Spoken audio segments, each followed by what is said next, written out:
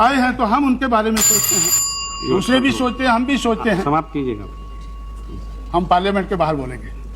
नहीं पार्लियामेंट में अगर हमारी बात नहीं सुनी जाएगी तो पार्लियामेंट के बाहर तो बोल ही रहे हैं। ऐसा तो आप रोकने के लिए नहीं आएंगे। नहीं, ऐसा नहीं सोचना चाहिए। ऐसी बात नहीं है तो कुछ लोग सुनिए काशीराम जी, आप इसमें प्रोटेस्ट करने की जरूरत नहीं। आपको मालूम है कि लीडर्स, छोटे पार्टी के लीडर्स को 15, 20, 25 मिनट तक दिया जाता है, बाकियों को 10-10 मिनट।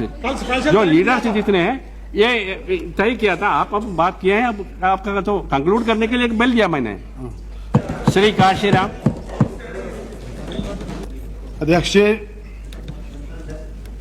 ये खुशी की बात है कि हम लोग 50 साल की आज़ादी के बाद पिछले 50 साल में क्या कुछ हुआ, क्या कुछ नहीं हुआ, क्या होना चाहिए था, इसके बारे में हम लोग इस सदन में चर्चा कर रहे हैं। 2-3 महीने पहले मुझे नहीं लगता था कि इस सदन में इस किस्म की चर्चा होगी और इस देश में पिछले 50 साल में जिन लोगों के साथ जुल्म हुआ है, ज्यादती हुई है, अन्याय हुआ है, उनकी बात इस सदन में उठेगी। इसलिए मैंने 15 अगस्त से अपनी पार्टी की तरफ से प्रोग्राम बनाया था कि अगर इस सदन में चर्चा नहीं होती है या इस देश के हुक्मरान इस किस्म की चर्चा नहीं करना चाहते हैं तो पिछले 50 साल में जिनका नुकसान हुआ है उनको इसके बारे में सोच विचार करना चाहिए। इसलिए हम लोगों ने 15 अगस्त से कन्याकुमारी से कोहिमा, कारगिल, पुरी, पोरबंदर, देश के 5 कोने हैं, 5 कोनों से हम लोगों ने अवेयरनेस ड्राइव शुरू किया है। लेकिन खुशी की बात है कि अब इस संसद में भी, इस सदन में भी इसके बारे में चर्चा हो रही है और मुझे भी कुछ कहने का मौका मिल रहा है। मैं समझता हूं कि ये स्पेशल सेशन है, इसलिए इसमें जिस मकसद के लिए स्पेशल सेशन बनाया गया है उसके बारे में अगर ज़्यादा चर्चा हो तो ज़्यादा अच्छा है।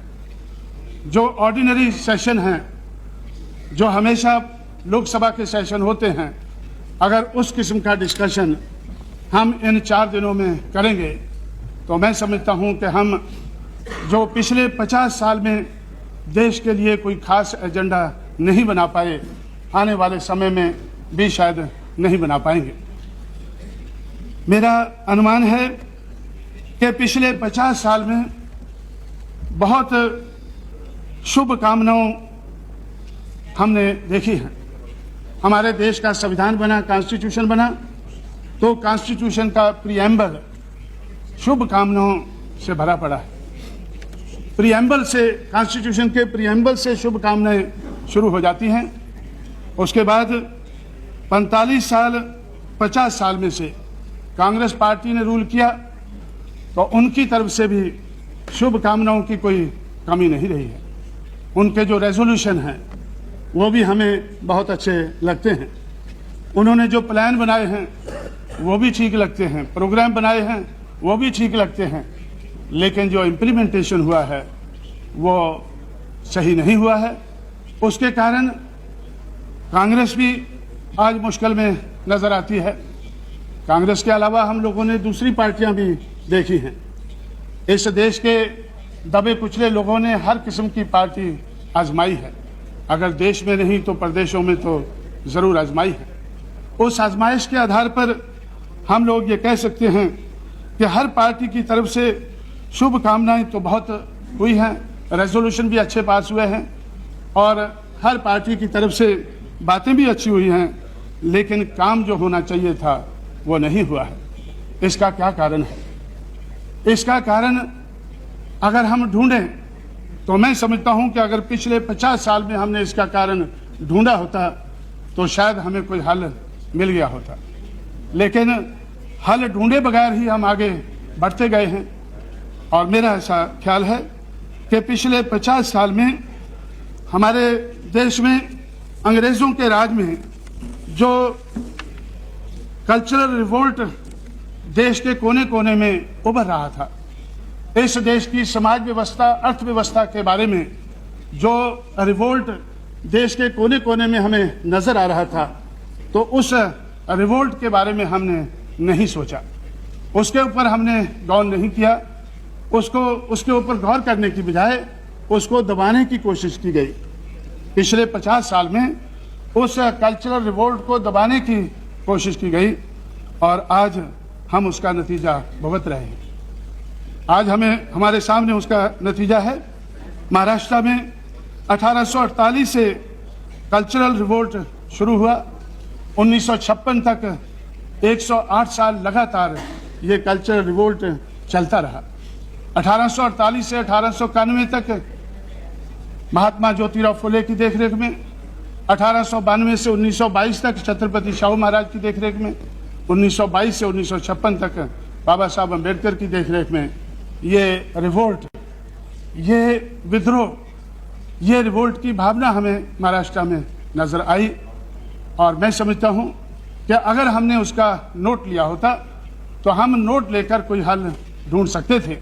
जिन लोगों के लिए महाराष्ट्र में आवाज़ उठती थी, उन लोगों की आवाज़ बंद करने से पिछले 50 साल में हमारा बहुत नुकसान हुआ है। इसी तरह से हम दक्षिण भारत में देखते हैं कि पेरियार रामास्वामी नायकर ने, जो 1924 में कांग्रेस के तमिलनाडु के अध्यक्ष थे, जब उन्होंने वैकम सत्याग्रह में हिस्सा लेने का फैसला किया तो गांधी जी ने उनसे कहा, उनको सलाह दी कि ये कांग्रेस का एजेंडा नहीं है।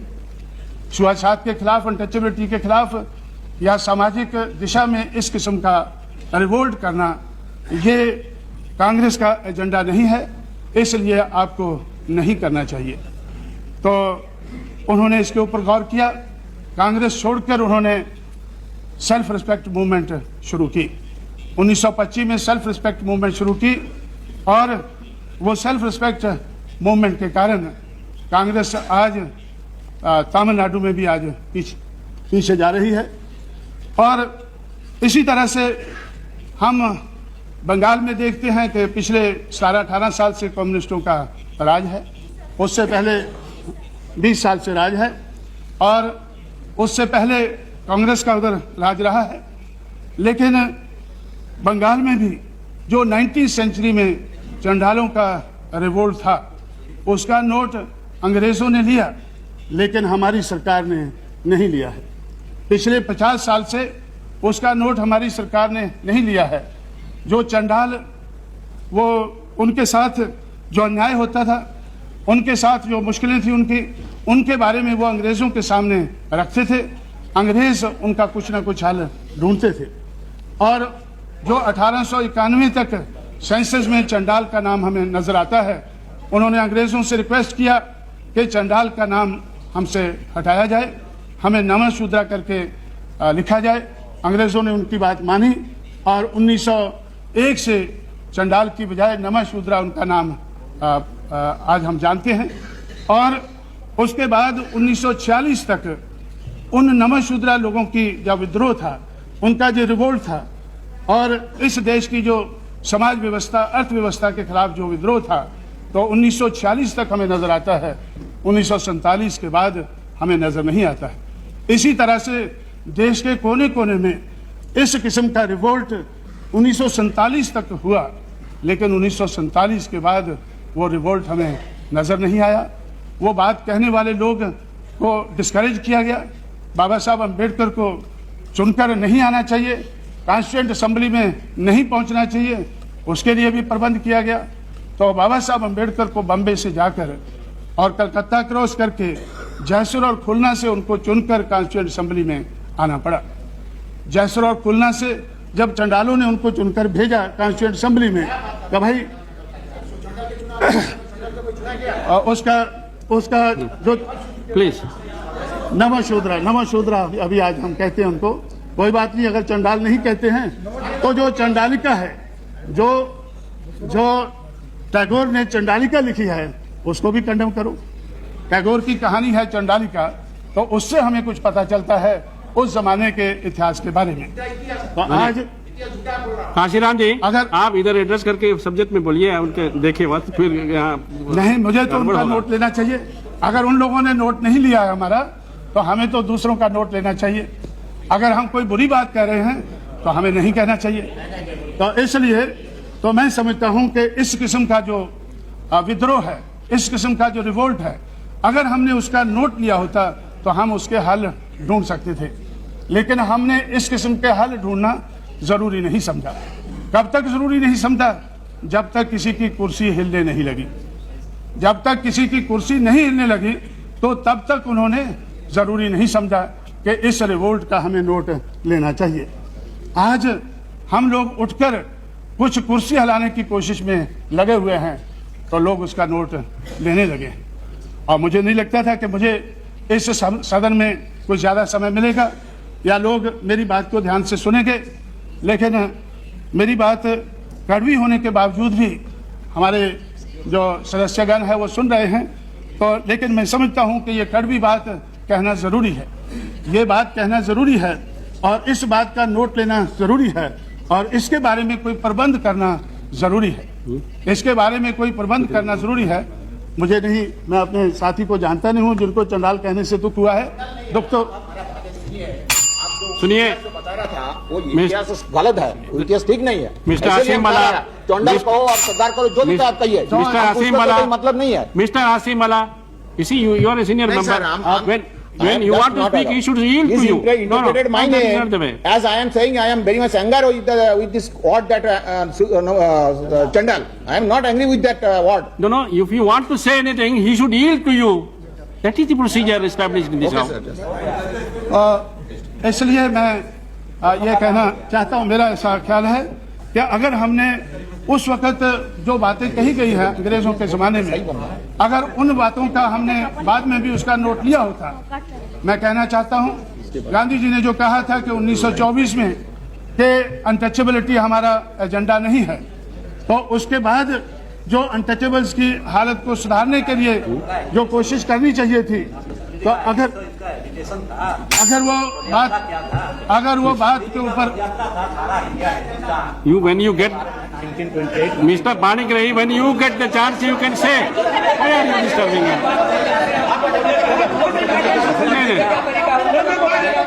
No, that is not. जवाब दे दीजिएगा। No, please don't. May I request all of you? You see, you should have tolerance. आज No, you are not. Gandhi ji का अपना एजुकेशन था। नहीं, you see, नहीं बोला। क्या बात है? you can't. बोलो ना, जितना time You can't interrupt Mr. Panigrahi. Sir, I am prepared to read, I am prepared to hear. What is there? But ये जो बात है, discussion है, conduct होता है। Please,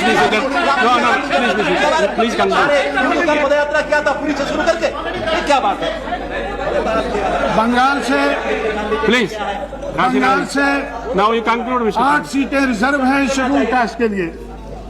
बंगाल से 8 सीटें रिजर्व हैं शेड्यूल कास्ट के लिए। उन सीटों पर कोई दूसरा आदमी चुनकर नहीं आ सकता है, यह हम सब जानते हैं। लेकिन जब बंगाल के बारे में हम इधर सुनते हैं, या तो हमें चैटर्जी बोलते नजर आते हैं, या फिर कोई और मुखर्जी हैं, अपनी ममता जी हैं, ये बोलती हैं, या फिर अभी ये साथी हैं मेरे खिलाफ भी बंगाल से हैं, तो हैं बंगाल से हैं, तो इनको हमें कभी ज़्यादा, जो 8 लोग जो शेड्यूल कास्ट के हैं, वो शेड्यूल कास्ट के बारे में बोलते हुए हमें कभी बंगाल से नजर नहीं आए हैं जी।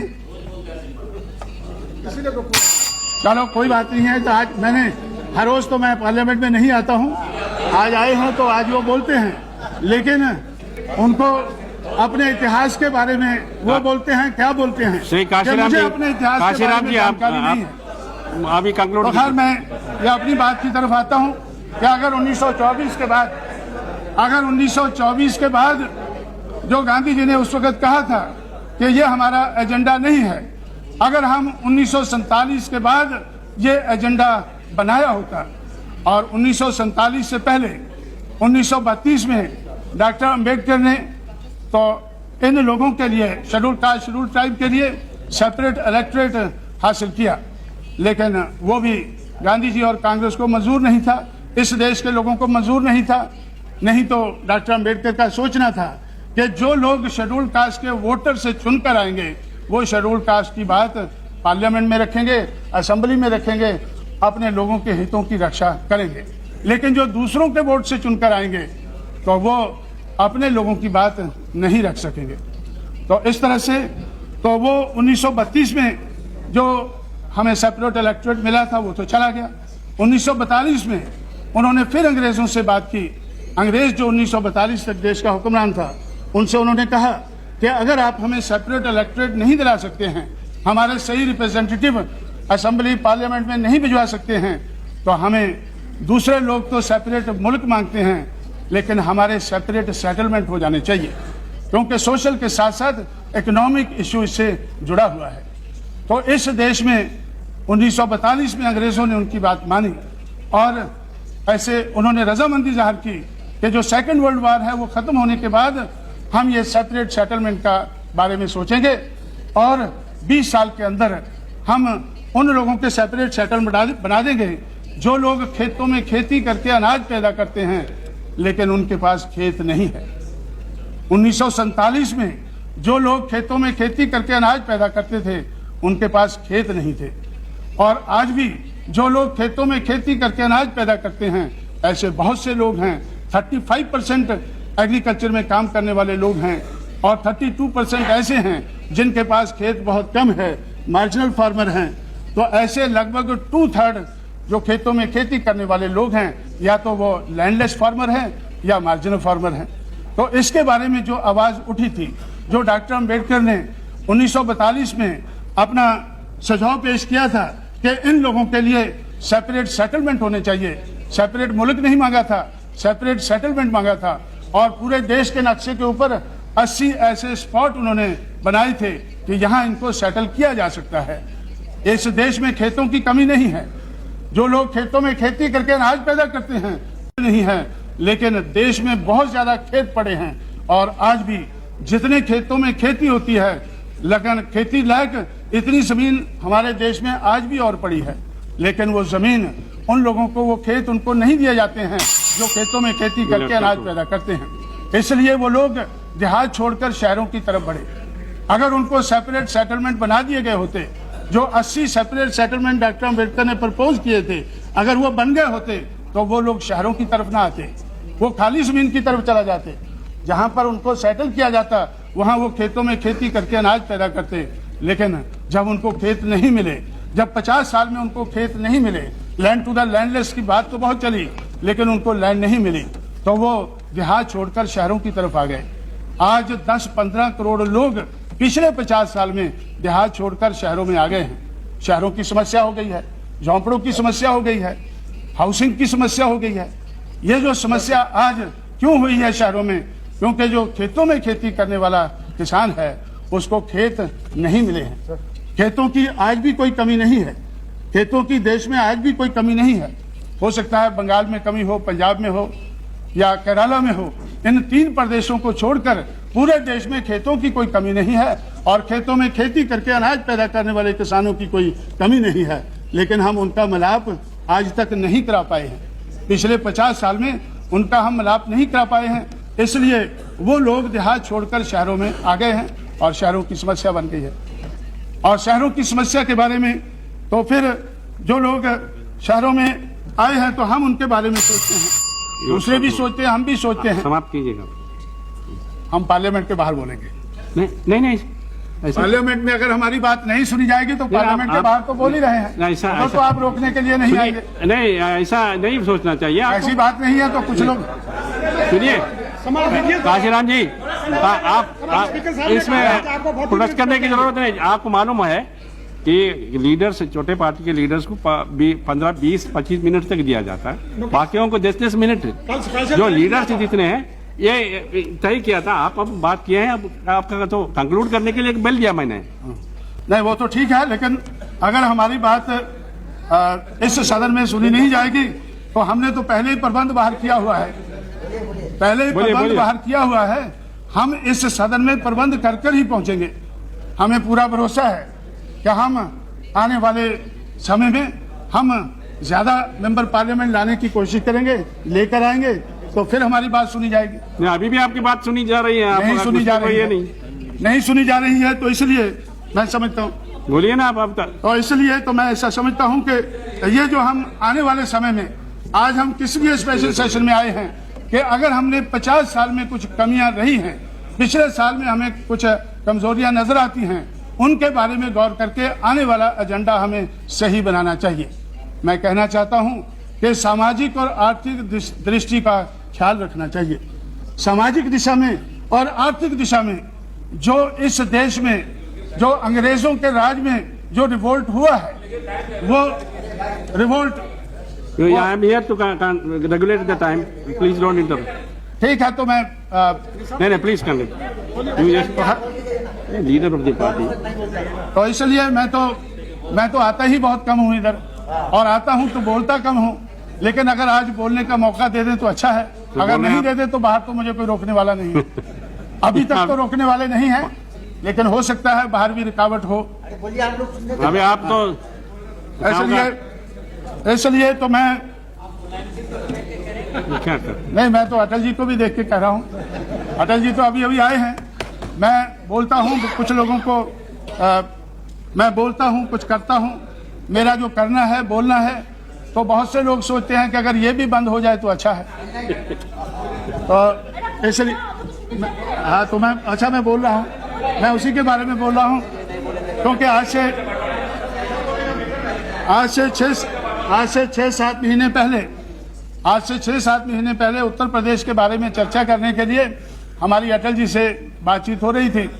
तो अटल जी ने मुझसे कहा कि भाई आप अभी थोड़ी देर में राष्ट्रपति का चुनाव होने वाला है, अगर आप राष्ट्रपति, हम सोचते हैं कि आपको राष्ट्रपति बनाया जाए, ऐसी कोई पार्टी नहीं जो आपका विरोध करेगी।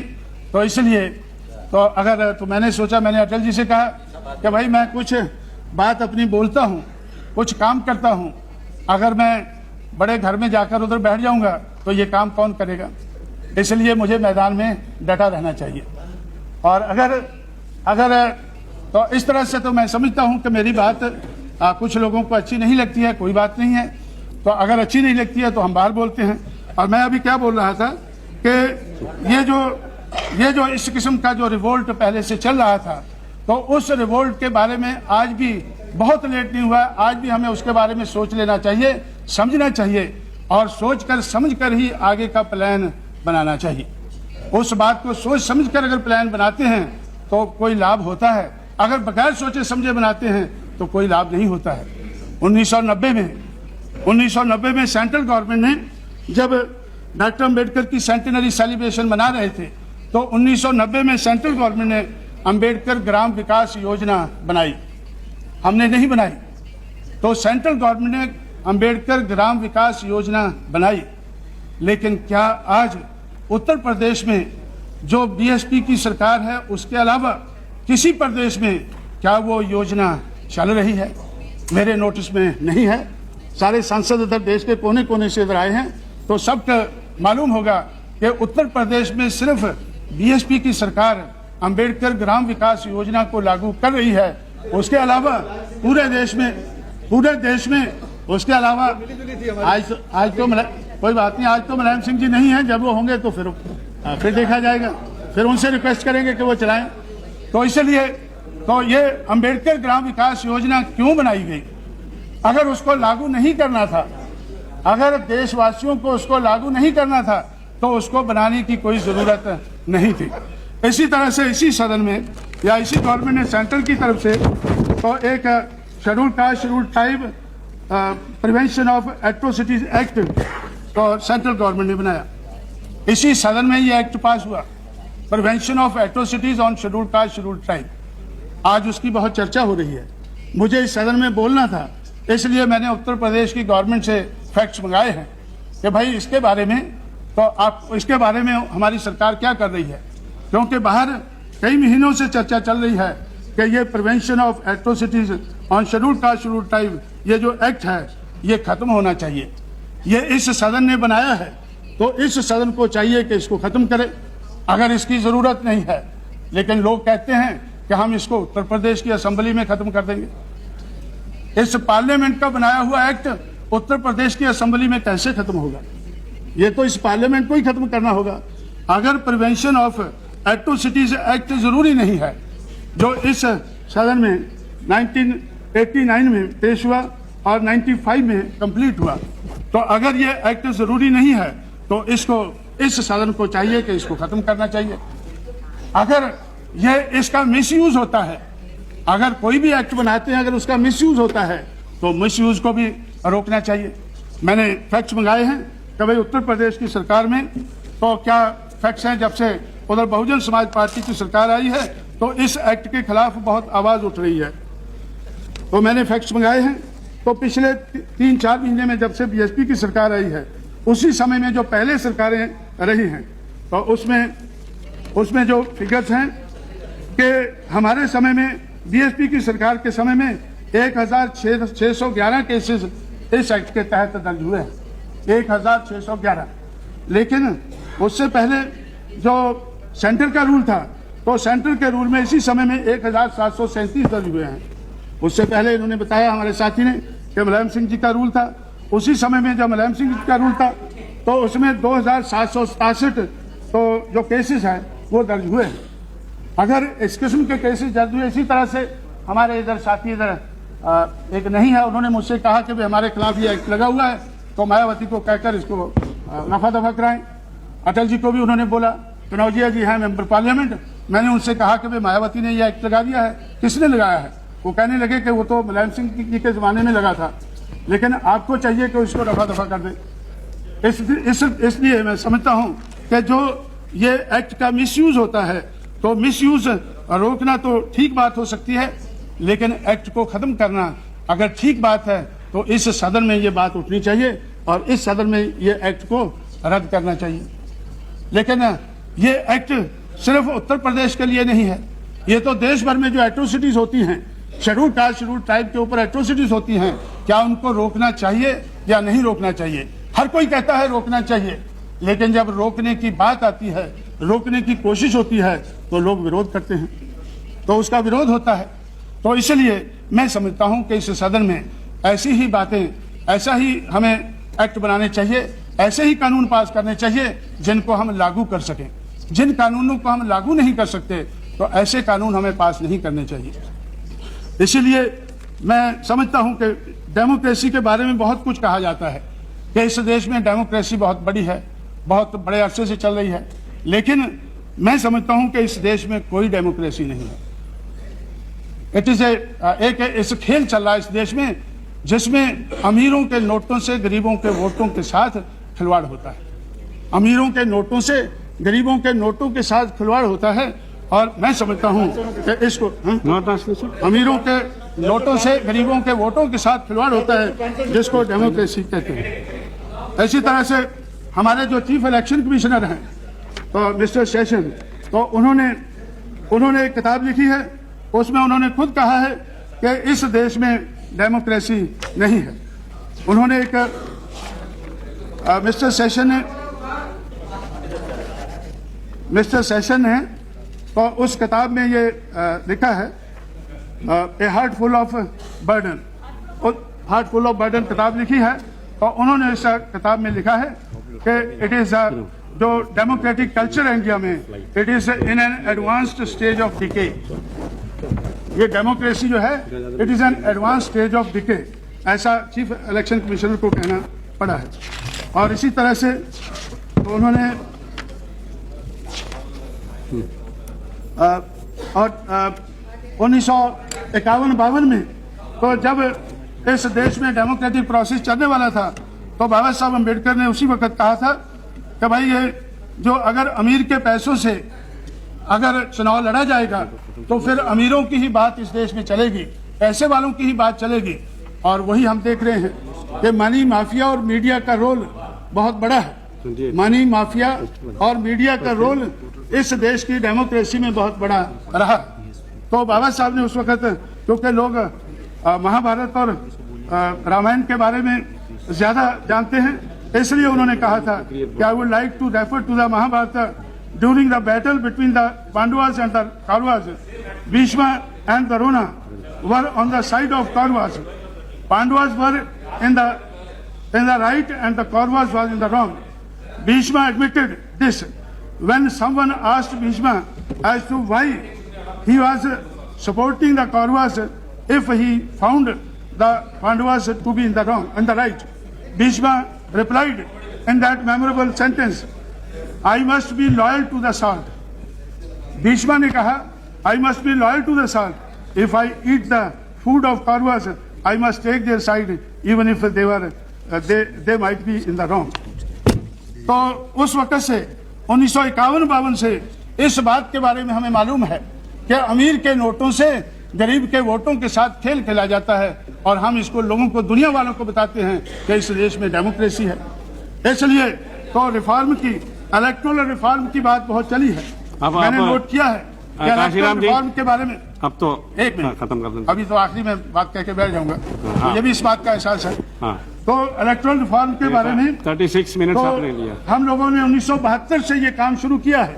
1990 तक तो बहुत कमेटियां उठाई गई हैं। 1972 में रॉ कमेटी बिठाई गई, उसके बाद 1974 में तारकुंडे कमेटी बिठाई गई, उसके बाद में कैबिनेट कमेटियां बहुत सी बैठी 1982 में, और उसके बाद आज तक 14 चीफ इलेक्शन कमिश्नर हमारे देश में हुए हैं। हर इलेक्शन कमिश्नर ने इलेक्टोरल रिफॉर्म के बारे में अपनी रिपोर्ट दी है कि ये होना चाहिए, लेकिन आज तक जो रिफॉर्म की बात हमने कही है वो आज तक हम कर नहीं पाए हैं, क्योंकि हम करना नहीं चाहते हैं। हम ये करना नहीं चाहते हैं। पिछले 50 साल में इलेक्टोरल रिफॉर्म की बात तो बहुत कही गई है, लेकिन हम करना नहीं चाहते हैं, इसलिए हम कर नहीं पाए हैं। तो इसलिए मैं समझता हूं कि अगर सही मायने में पॉलिटिकल डेमोक्रेसी को रिस्टोर करना है तो हमें ये रिफॉर्म करने होंगे, और political democracy without social and economic democracy ये भी इस देश में आज तक कामयाब नहीं हुई है, आने वाले समय में कामयाब नहीं होगी। इसलिए अगर हम पॉलिटिकल डेमोक्रेसी को कामयाब बनाना चाहते हैं तो हमें सामाजिक और आर्थिक दिशा में जो परिवर्तन चाहिए वो परिवर्तन करने चाहिए। और मैं समझता हूं अगर 50 साल हमने ये नहीं सोचा है तो 50 साल के बाद ये पूरा साल जब हम सोच रहे हैं, सोचने लगे हैं, तो पूरा साल हमें ये सोचना चाहिए कि क्या कमियां रह गई हैं, उन कमियों को दूर करने का हमें एजेंडा बनाना चाहिए। आने वाले समय का एजेंडा हमारा इस किस्म का होना चाहिए। ऐसी बात कहते हुए मैं आपका शुक्रगुजार हूं कि आपने मुझे ज्यादा समय दिया। हमारी ममता बनर्जी।